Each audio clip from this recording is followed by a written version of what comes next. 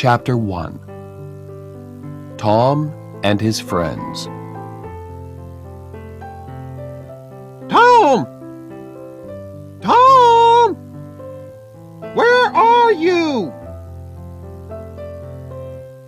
No answer. Where is that boy? When I find him, I'm going to...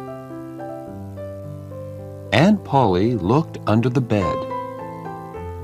Then she opened the door and looked out into the garden. Tom! She heard something behind her. A small boy ran past, but Aunt Polly put out her hand and stopped him.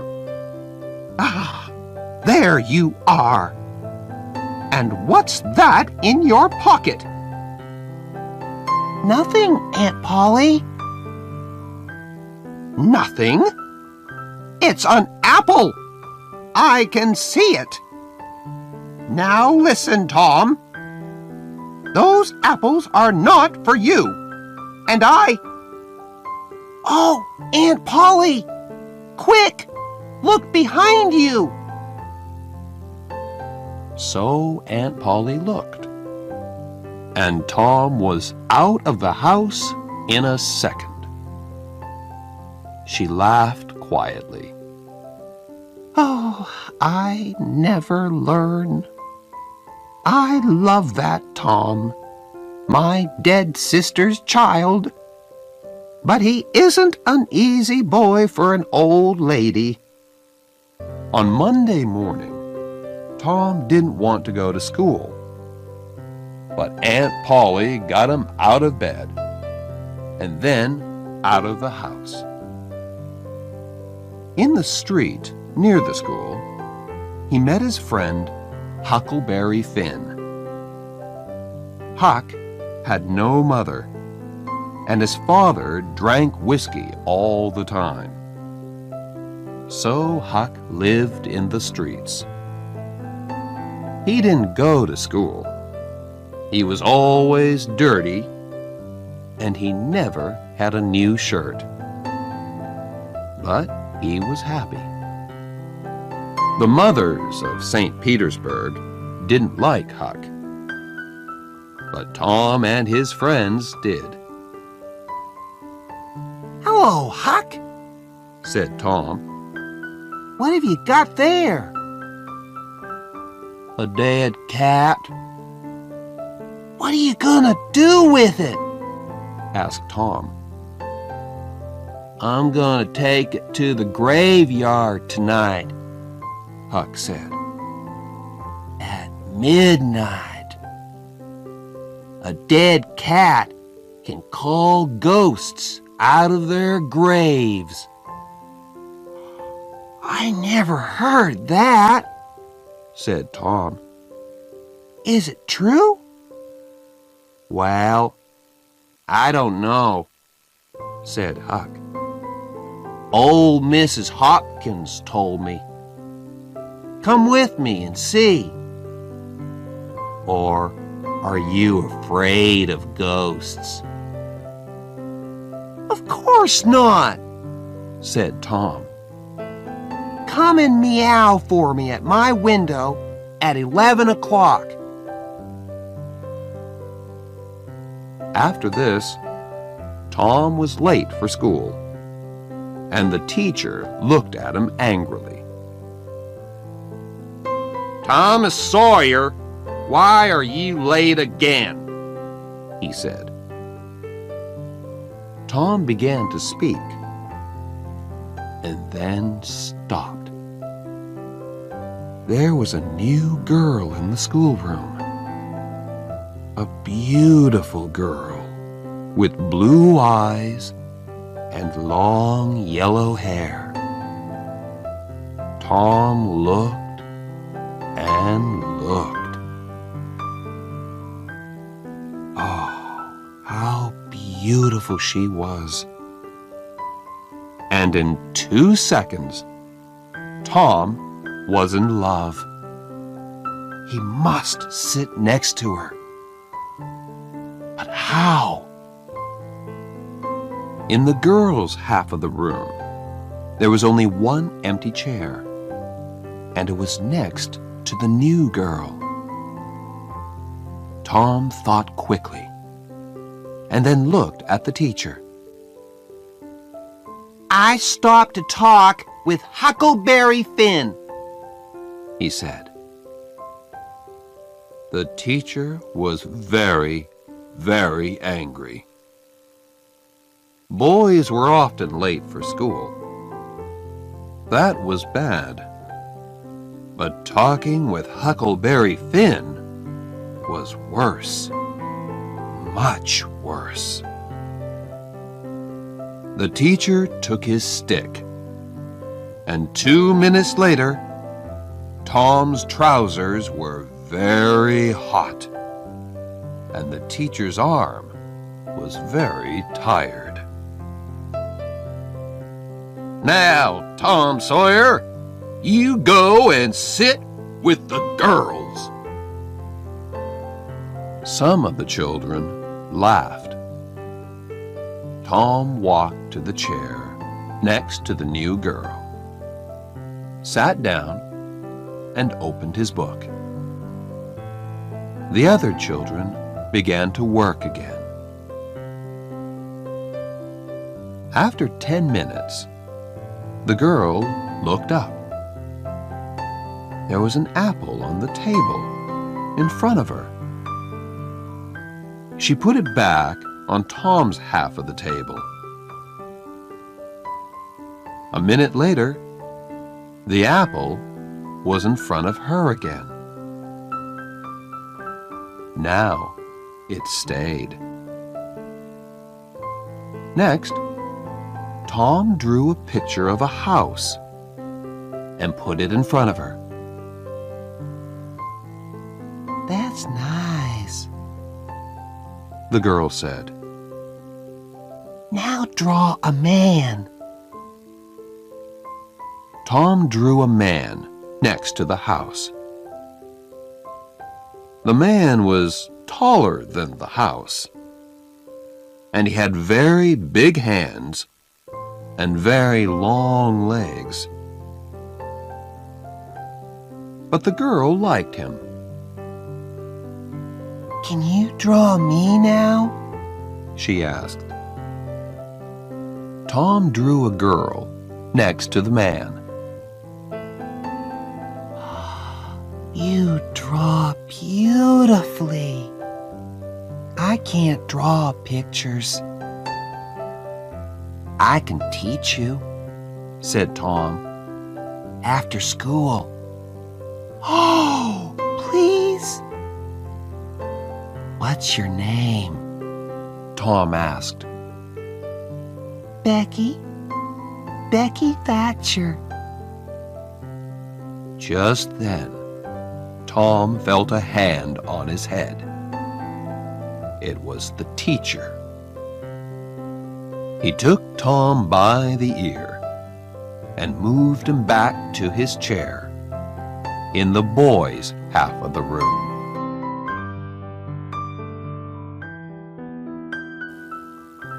Chapter 2. In the Graveyard. That night, Tom went to bed at 9:30. He waited for Huck's meow, and at 11 o'clock, it came. He climbed quietly out of the bedroom window, and then he and Huck walked out of the village with the dead cat. The graveyard was on a hill, about a mile from St. Petersburg.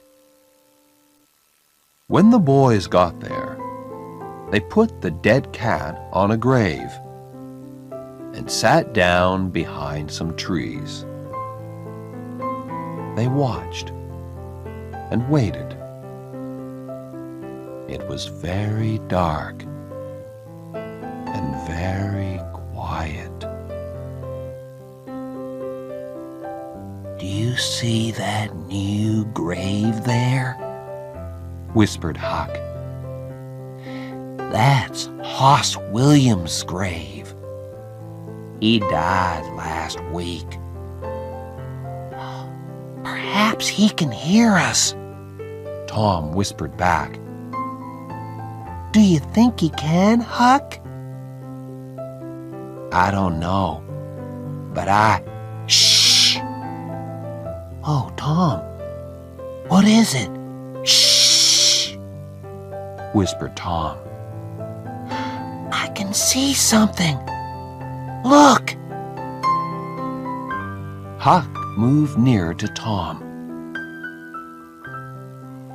Ghosts, he said. 3 of them. They're coming here, Tom. Oh, let's go home. They can't see us, Tom whispered. Not here. Ghosts can see through trees, said Huck unhappily. They can see through everything. The ghosts moved quietly through the graveyard and came nearer to the trees. Huck and Tom watched, very afraid. Then, after a minute, Huck said, Tom, they're not ghosts. That's Muff Potter. So it is. And that's Injun Joe. And the other man is Dr. Robinson. What are they doing here? They're grave robbers, Tom. They're going to rob a grave. My father told me about it. The doctor wants a dead body, you see. He cuts it up because he wants to learn about... Shh, said Tom. They're getting near. The 3 men stopped at Hoss Williams' grave, and Injun Joe and Muff Potter began to dig. 10 minutes later, the grave was open. Now, Doctor, said Muff Potter, you want us to take the body to your house? That's $5 more. No, said the doctor. I gave you the money this morning. I'm not giving you any more. Now you listen to me, Doctor, said Injun Joe. I want that money. Do you remember a day 5 years ago? I came to your house and asked for something to eat, and you gave me nothing. Nothing. So give me that money. He took the doctor's arm, but suddenly the doctor hit him, and Injun Joe fell to the ground. Don't hit my friend, cried Muff Potter. He jumped on the doctor, and the 2 men began to fight. It all happened very quickly, and the 2 boys watched with open mouths. Injun Joe got up. He had Muff Potter's knife in his hand now, and he moved behind the doctor. Then the doctor hit Muff Potter on the head. Muff fell to the ground. And at the same moment, the knife in Injun Joe's hand went into the doctor's back. The doctor fell to the ground on top of Muff Potter, and he did not move again. The two boys could watch no more. Very quietly, they moved away from the trees and then ran out of the graveyard and back to the village. Injun Joe stood by Hoss Williams' grave and looked down at the two men. Then he put the knife into Muff Potter's hand and sat down. 3, 4, 5 minutes went by. Potter moved a little and opened his eyes.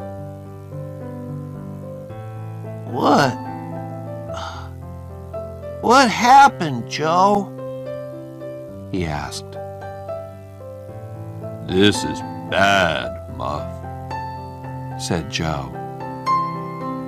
Why did you kill him?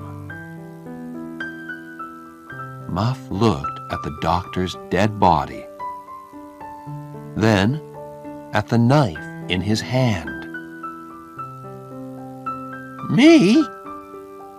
Did I kill him? His face went white, and the knife fell from his hand. It's the whiskey, Joe. I never fight with knives, usually. Oh, why did I drink all that whiskey tonight? I don't remember anything. It's okay, Muff, Said Joe. I'm not going to tell anyone. You get away quickly. Go on. Go now. Muff Potter got up and ran away. Joe watched him for a minute. Then he carefully put the knife next to the doctor's body. Then he, too, left the graveyard.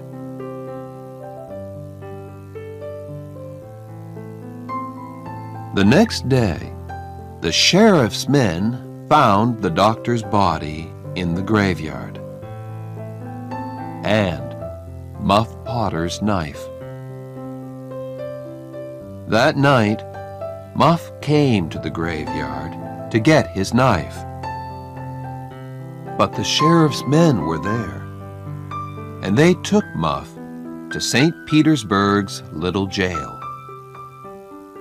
And there Muff sat for 4 weeks and waited for his trial.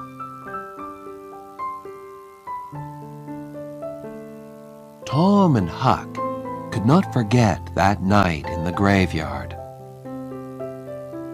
They were very unhappy and very afraid. What are we gonna do? Said Tom. Muff Potter didn't kill the doctor. Injun Joe did. We saw him. I know, Huck said. But what can we do?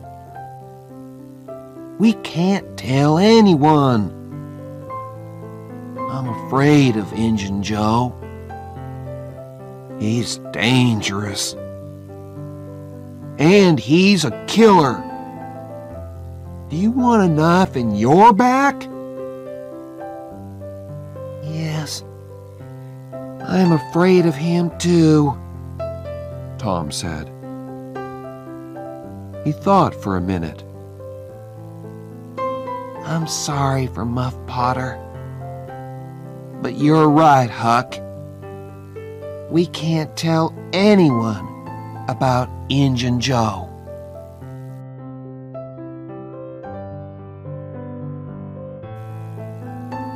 Chapter 3.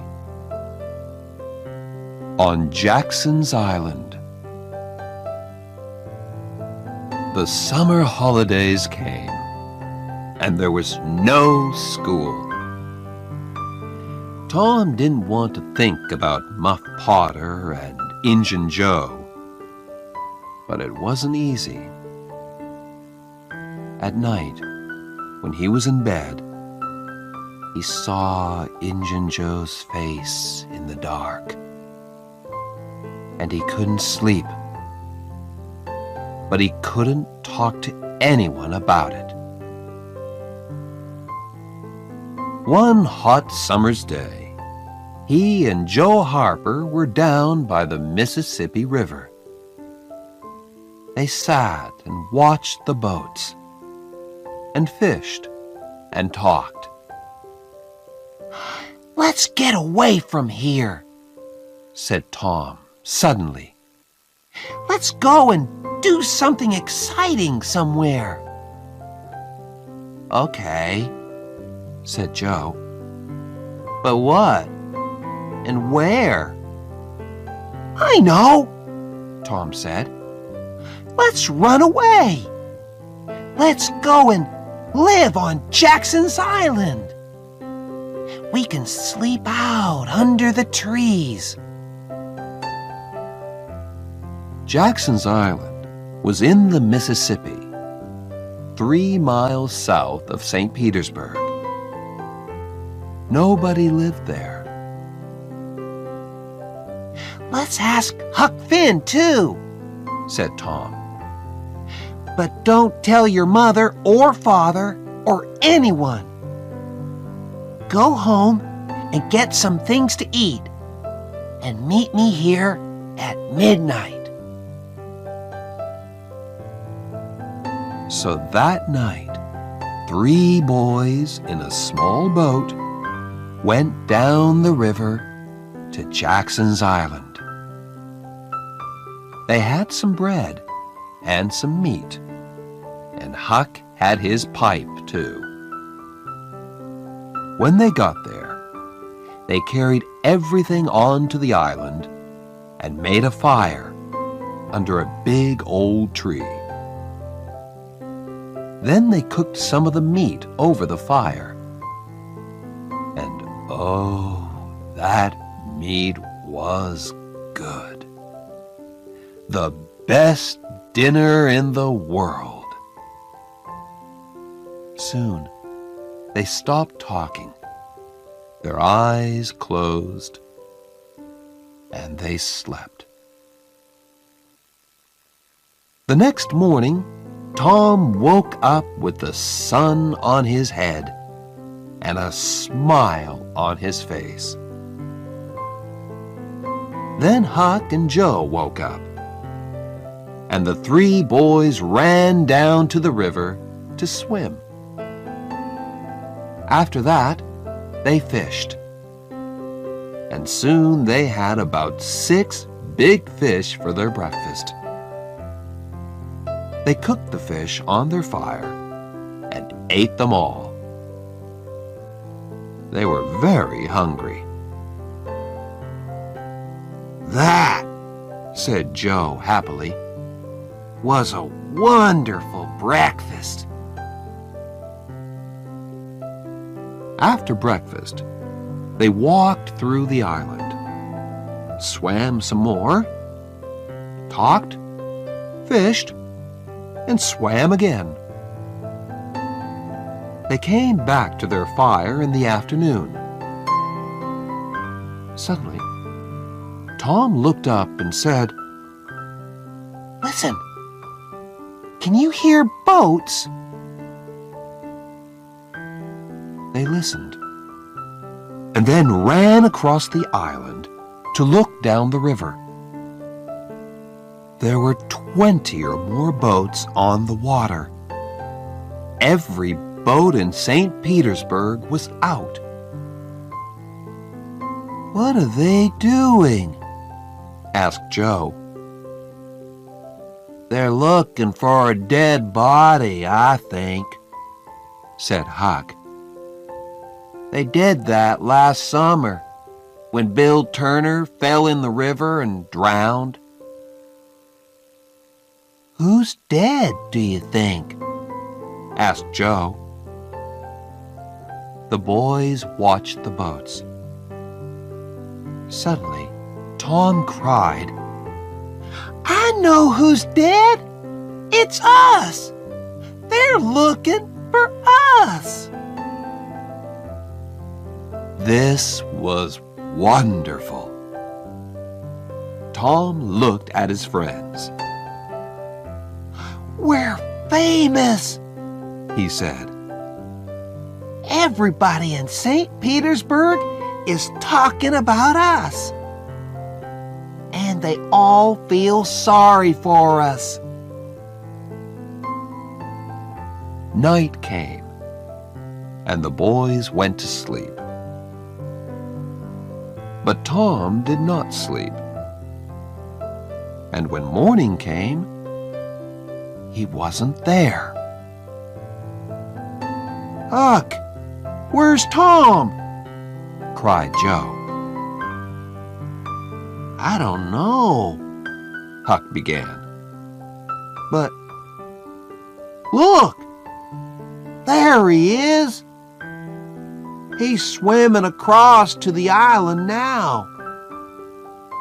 Hey, Tom! At breakfast, Tom told his story.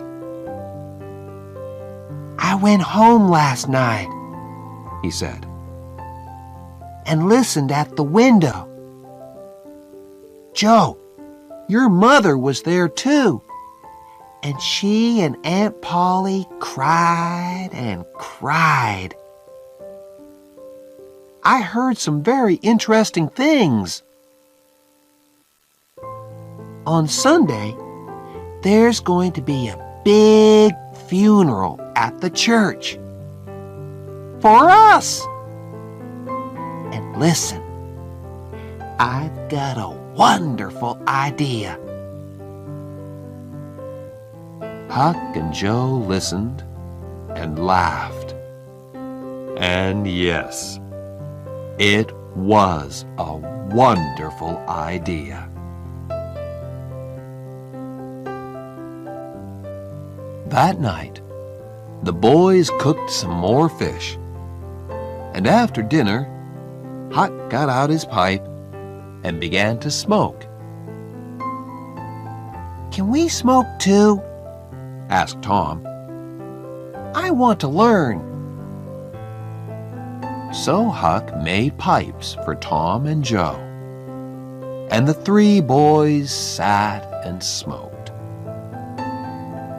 Hey, I like smoking, said Tom. It's easy. It's nothing, said Joe. I'm going to smoke every day. But after 10 minutes, Tom and Joe got quieter and quieter, and their faces went an interesting color. I'm going for a little walk now, said Tom.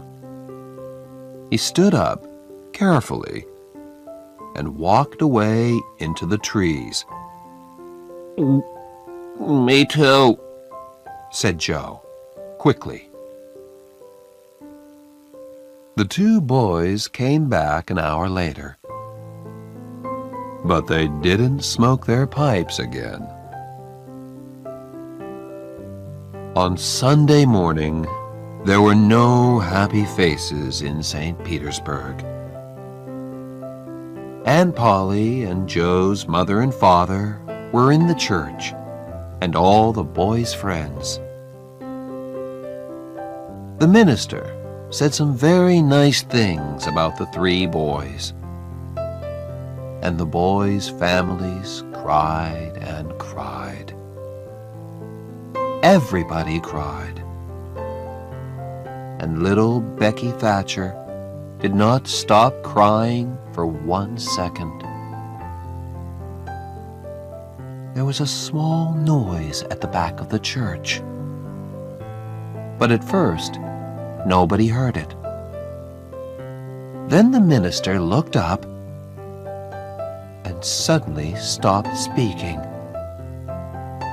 Everybody turned to look.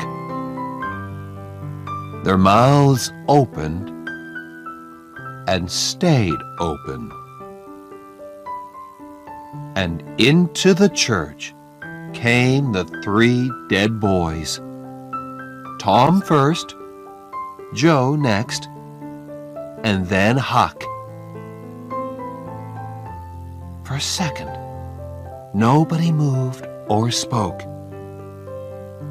And then the noise began.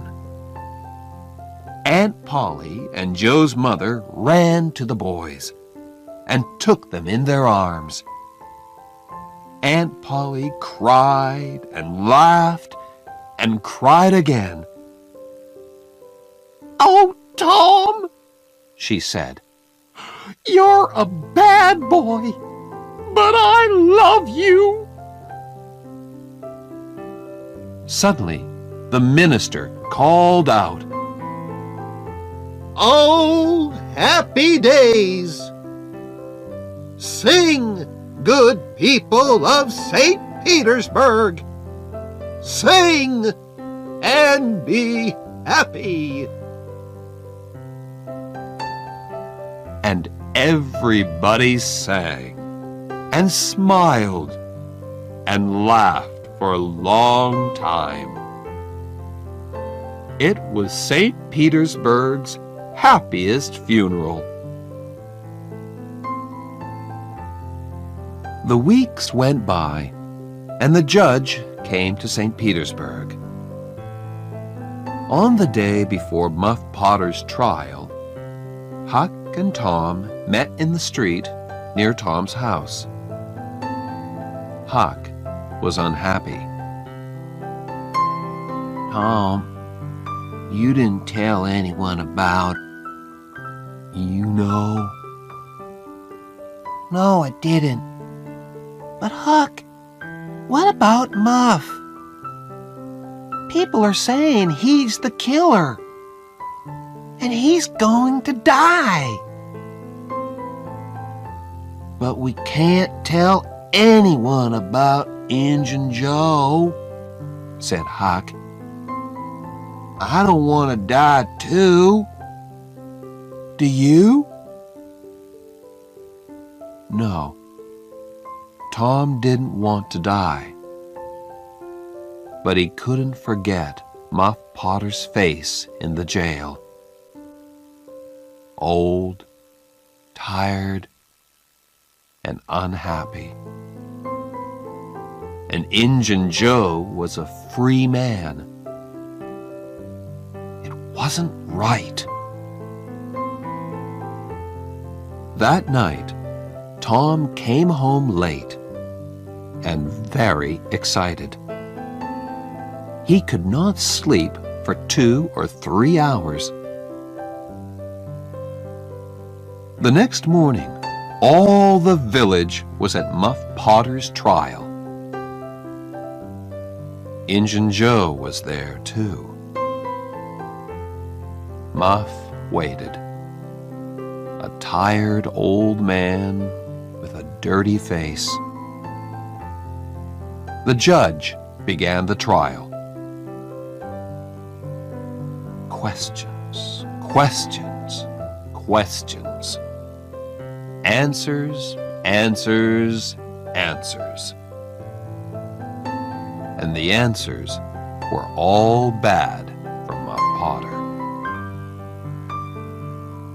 Yes, I found the knife in the graveyard next to Dr. Robinson's body. Yes, that's Muff Potter's knife. He always carries it. Yes, I saw Muff Potter in the village that afternoon. He had the knife with him then. Muff Potter began to look more and more unhappy.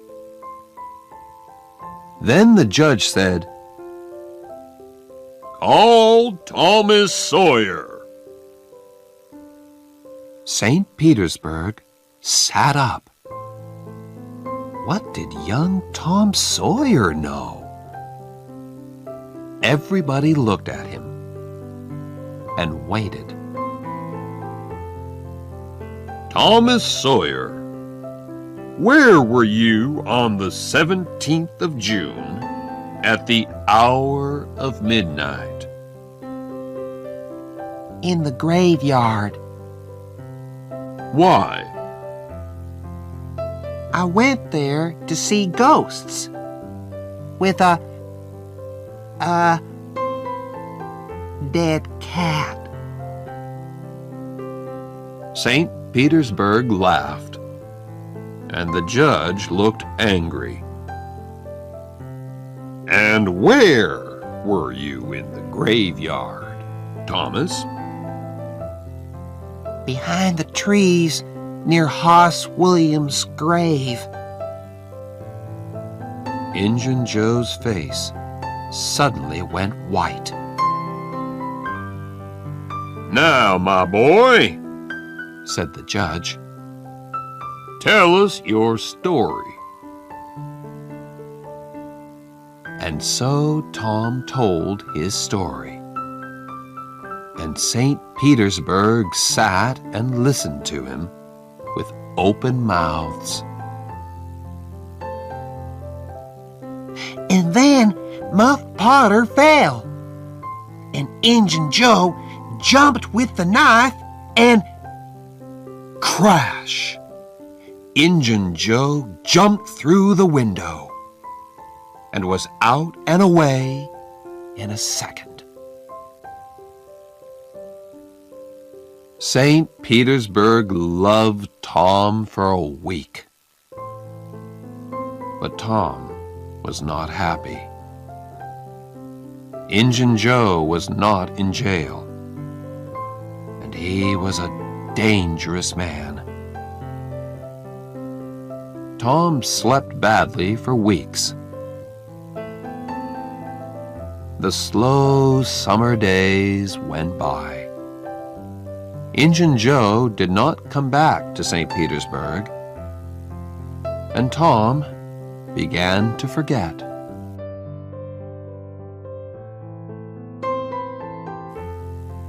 Chapter 4. Treasure. There is a time in every boy's life when he wants to go and dig for treasure. And that time came for Tom. So, one hot summer's day, he went to find Huck. Huck liked the idea of treasure. "Where are we going to dig?" he asked. "An old dead tree is best." Who puts the treasure under old trees? "Robbers," said Tom. "And then they go away, or they forget to come back for the treasure." "There's a dead tree on Cardiff Hill," said Huck. "Let's go there. I've got an old pick and shovel." It was 3 miles to the old tree, and the boys arrived tired and hot. They dug for an hour or two, but they didn't find any treasure. Then they stopped, and Tom looked down at an old house at the foot of the hill. Hey, look, He said, nobody lives in that old house. Let's go there. Old houses are always good for treasure. Good for ghosts, too, said Huck. They took the pick and shovel with them, went down the hill, and into the old house. They looked in all the rooms downstairs, and then went upstairs. But there was no treasure and no ghosts. Then they heard a noise. Shh, Said Tom suddenly. what's that? Ghosts! Whispered Huck. There were holes in the floor, and through them the boys could see into the rooms downstairs. No, Tom whispered. it's two men. One is the old Spaniard. He came to live in the village last week. I don't know the other man. Shh. Let's listen to them. The two men sat down on the floor. The Spaniard had a green hat and long white hair. The other man was small and dark. He took out a bag and began to open it. It's hot in here. The Spaniard said. He took off his green hat, and then he took off his long white hair. Tom! Huck whispered upstairs. That's Injun Joe! We took $650 when we robbed that house, Said the second man. He took some money out of the bag. We can take $50 with us now. What are we going to do with the 600? Leave it here. Said Injun Joe.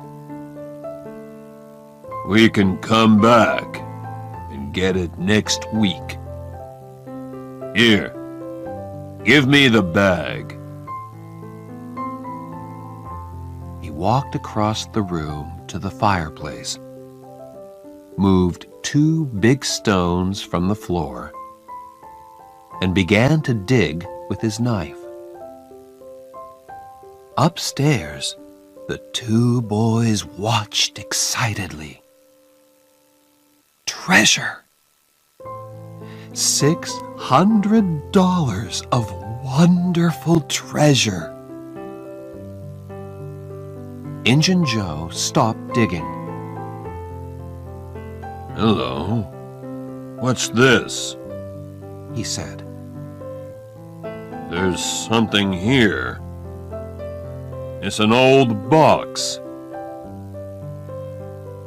The two men got the box out and opened it. It's money, Said Injun Joe's friend. Injun Joe put his hand into the box. There are thousands of dollars here, He said. And the two men looked at the money with happy smiles. But who? Began Injun Joe's friend. Don't ask, Injun Joe said. it's our money now. We can't take it with us today, Said his friend. What can we do with it? Put it back under the floor? Yes, Said Injun Joe. Happy faces upstairs. no, Very unhappy faces upstairs. let's put it under the cross. Nobody goes there. We can take it there tonight. When night came, the two men carried all the money away. The boys did not go after them because they were afraid of Injun Joe. But they wanted very much to find that cross.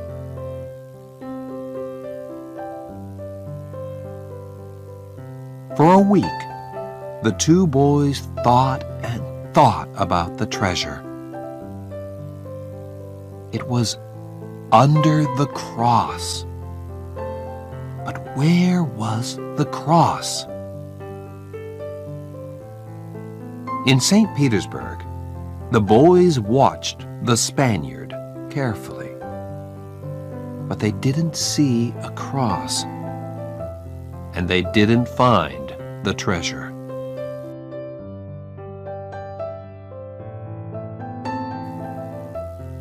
Chapter 5. In the Cave. The next Saturday was Becky Thatcher's birthday, and all Becky's friends were very excited.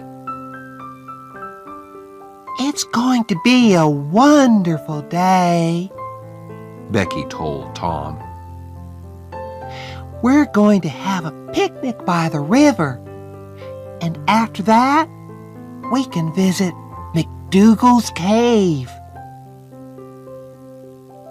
So in the morning, a big boat took Becky, Tom, and all their friends down the river.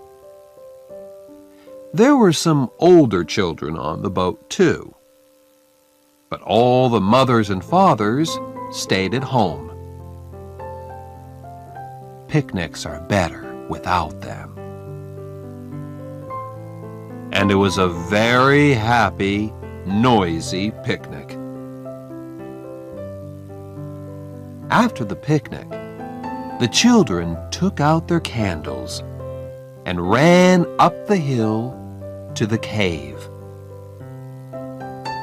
The mouth of the cave was dark, and some of the children were afraid at first. But caves are exciting. So in the end, everybody went in. McDougal's cave was very, very big, with hundreds of tunnels and rooms. The tunnels went up, down, and into the hill for miles. You could walk for days in McDougal's cave. Nobody knew all the cave, but many people knew the tunnels near the door. You could play all day in these tunnels. Tom, of course, knew them well. For hours, the children walked and ran through the cave, up and down the tunnels, in and out of the rooms. In the evening, they came out and walked down the hill to the boat, tired but happy. When the boat arrived back in St. Petersburg, it was dark. Huck Finn saw the boat, but he did not know about the picnic. He did not go to birthday picnics, of course, because the mothers of St. Petersburg did not like him. But tonight, Huck was only interested in treasure. Injun Joe's treasure. Injun Joe was in an old building by the river, and Huck waited in the street near the building. Perhaps, he thought, Injun Joe's cross isn't there, and the box of money. I must wait and watch. I can tell Tom about it tomorrow. But Injun Joe didn't come out. At midnight, it began to rain, and Huck waited all night in the cold street. In the morning, he could not move, and he could not speak. He felt cold, then hot, then cold, then hot again. Mrs. Douglas, a woman from the church, found him in the street. She took him to her home and put him to bed. And there he stayed for 2 weeks. He was very ill, and so he did not hear about Tom and Becky. But on Sunday morning, all St. Petersburg knew about Tom and Becky, because they were not on the boat when he came back to the village. Where were they? Were they lost in the cave? And were they alive or dead?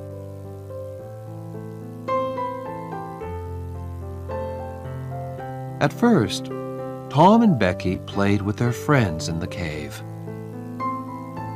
Then Tom wanted to go down a new tunnel, and Becky went with him. They walked and talked and went into a second tunnel, then a third. Sometimes Tom put a mark with candle smoke on the tunnel wall. He wanted to find the mouth of the cave again.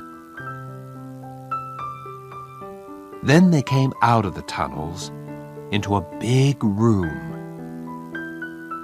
There were hundreds of bats in this room, and the candles woke them up. Tom took Becky's hand, and they ran into the nearest tunnel, with the bats behind them. But one bat hit Becky's candle, and it went out. The children ran and ran through the tunnels, and at last they got away from the bats. They stopped and sat down. Suddenly, it was very, very quiet. Where are we now, Tom? Becky whispered, afraid. I don't know, said Tom. I think it's time to go back. But we can't go through that big room because of the bats. Let's go down this tunnel. They went down one tunnel, then a second, a third, a fourth. Then they wanted to find the big room with the bats again, but they couldn't. Becky began to cry. Tom, we can't get out. lost, Tom. We're lost. They walked and walked. When they were tired, they sat down. Then they got up and walked again. Time went by. Was it day or night? They didn't know. Then Tom wanted to find water. They had nothing to eat, and they must have something to drink. They found a very small river and sat down next to it. Becky, Said Tom. we must stay here, near this river. This is our last candle, and He did not finish, but Becky understood. Tom? Yes, Becky? Are they going to come and look for us? Of course, when the boat gets to St. Petersburg. But how can they find us in these hundreds of tunnels? Oh, Tom, Tom, we're going to die in here. Becky began to cry again. Then the candle went out, and the two children were in the dark. They sat for hours and hours. They slept a little, then woke up, then slept again. Was it Sunday now? Or Monday? Suddenly, Tom sat up. Listen, somebody's calling. The two children listened. They heard it again, a little nearer. They called back. Then they began to walk down the tunnel in the dark, with their hands on the wall. They stopped and listened again. But now they couldn't hear anything. Slowly, they went back to their river. They slept again and woke up very, very hungry. Perhaps it's Tuesday now, Tom thought. What can I do? I must do something. Then he had an idea. Becky, listen. I've got a long string in my pocket. I can go down some of the small tunnels and get back to you with the string. You wait here. Slowly and carefully, Tom went down the first tunnel on his hands and knees. Then the tunnel wall on his right finished, and there was nothing. Tom put out his hand to feel the floor. And just then, away to his right, he saw a hand. A hand with a candle. At once, Tom called out. Help! He cried. The hand moved, and Tom saw an arm and a face. It was Injun Joe. Tom was very afraid. But Injun Joe was afraid too, and he quickly ran away down the tunnel. Tom went back to Becky, but he did not tell her about Injun Joe. Tom waited for an hour, then went into a different tunnel with his string. Then a third tunnel. It was Tuesday evening, and St. Petersburg waited.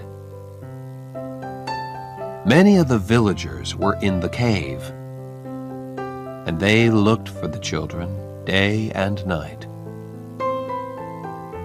But they heard nothing, saw nothing, and found nothing. Then, late that evening, there was a sudden noise in the streets. People began to run to the Thatcher's house. They're here! Becky and Tom are here! Most of the village came to listen to Tom's story. It was in the 6th tunnel, He told them.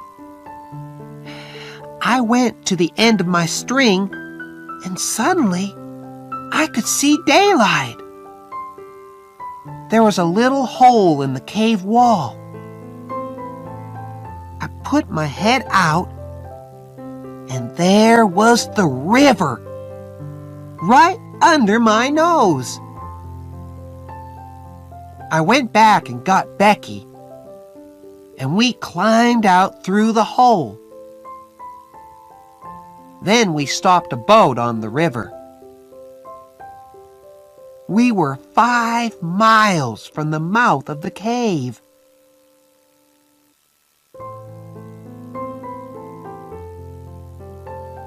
Tom was very tired after his 3 days in the cave, and he went to bed and stayed there for 2 days.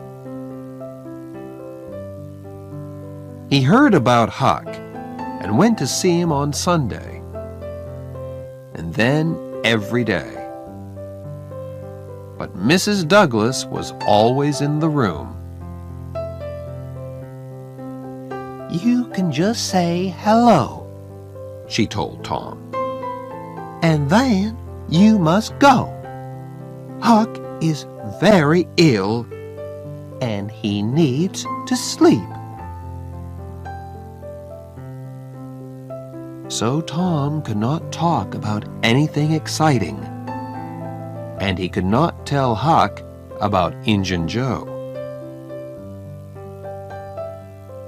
One day, about 2 weeks after the picnic, Tom was in Becky's house, and her father came in. Well, Tom, Mr. Thatcher said, would you like to go back to the cave again one day? I'm not afraid of that cave. said Tom. Mr. Thatcher laughed. There are a lot of people like you, Tom. But nobody's going into that cave again. There are big doors across the cave mouth now, and nobody can open them. Tom's face went white. But Mr. Thatcher, Injun Joe's in that cave. An hour later, 50 men were at the cave, and they opened the doors. Injun Joe was on the ground, dead, his face to the door and his knife in his hand.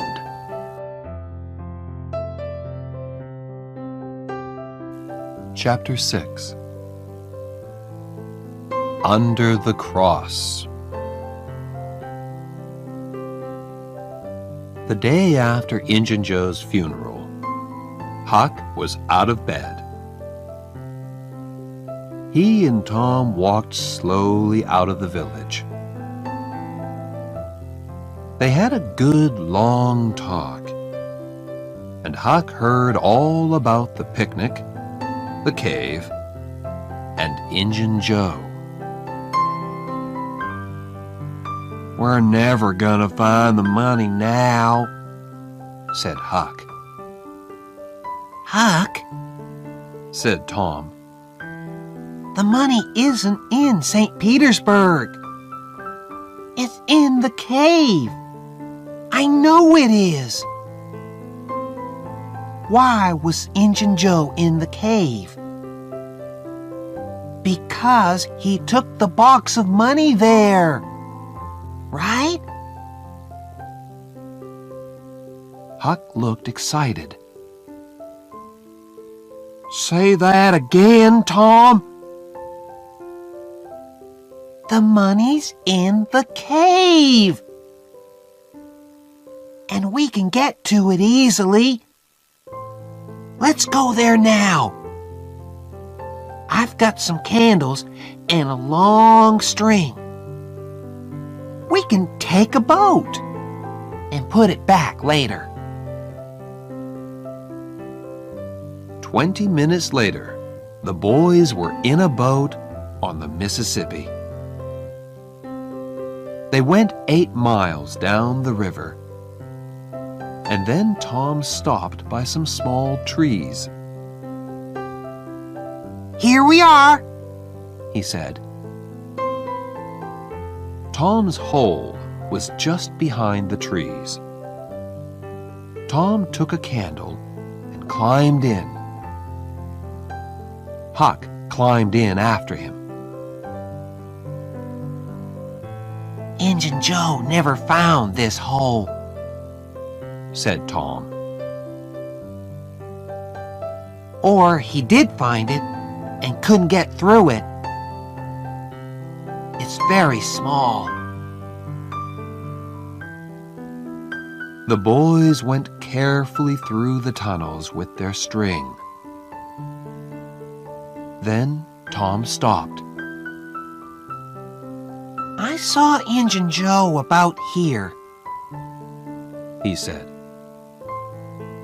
And look, Huck, there's the cross. There was a big smoke cross on the tunnel wall. The boys looked up and down the tunnel, but there was no box of money. Injun Joe said, under the cross, Said Tom. Perhaps it's under the ground. Look, we can move these stones. The boys took their knives and began to dig by the tunnel wall. Very soon, they found a second, smaller tunnel under the wall. They climbed down into it and came into a small room. There was a bed, 2 whiskey bottles, some old shoes, and the box of money.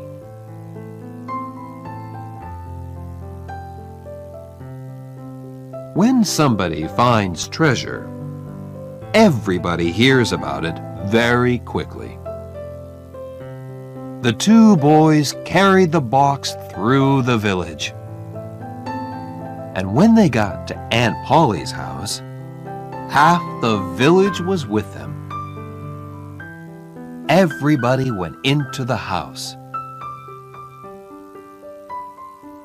Oh, Tom, Tom, Cried Aunt Polly. what is it now? And what have you got there? Tom put the box on the table and opened it. There were $12,000 in that box. And suddenly, Tom Sawyer and Huckleberry Finn were the richest people in St. Petersburg.